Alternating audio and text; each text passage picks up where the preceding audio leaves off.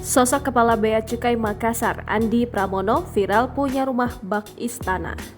Sosok Kepala Bea Cukai Makassar, Andi Pramono menyusul viralnya Rafael Alun dan Eko Darmanto karena memiliki gaya hidup mewah.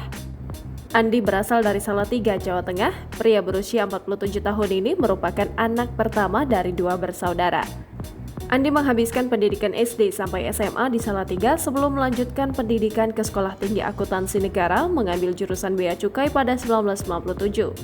Sebelum menjadi Kepala Bea Cukai Makassar, Andi juga pernah mengemban beberapa jabatan penting, seperti Kepala Bidang Kepabeanan dan Cukai, Kantor Wilayah DJBC Jakarta, Kepala Kantor Pengawasan dan Pelayanan Bea dan Cukai tipe Madya Pabean B Teluk Bayur, dan Kepala Seksi Penindakan di Kantor Wilayah Direktorat Jenderal Bea dan Cukai Khusus Kepulauan Riau.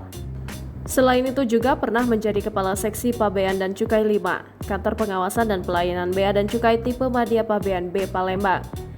Terseretnya Andi Pramono dalam daftar pejabat bergaya hidup mewah ini bermula dari unggahan warganet di TikTok. Pengguna TikTok @dgsiaoujqz mengunggah penampakan rumah yang diduga milik Andi Pramono yang terletak di kawasan legenda wisata Cibubur. Rumah tersebut bercat putih dengan desain arsitektur bergaya neoklasik bak sebuah istana kerajaan. Andi Pramono juga disorot karena putranya yang kerap bepergian ke luar negeri dan memamerkannya di media sosial.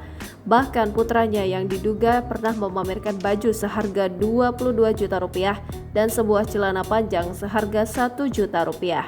Selain itu, istri Andi Pramono juga langsung mengunci akunnya setelah keluarganya menjadi sorotan. Dikutip dari LHKPN yang dilaporkan pada 16 Februari 2022, Andi memiliki harta sebanyak 13,7 miliar tanpa utang. Dari total harta tersebut, sebanyak 6,9 miliar rupiah berupa tanah dan bangunan yang ada di beberapa kota seperti Batam, Bogor, Salatiga, Jakarta, Banyuasin, Karimun, dan Cianjur. Kemudian 1,8 miliar berupa alat transportasi dan 706,5 juta rupiah berupa harta bergerak lainnya. Selanjutnya 2,9 miliar rupiah berupa surat berharga serta 1,2 miliar berupa kas dan setara kas.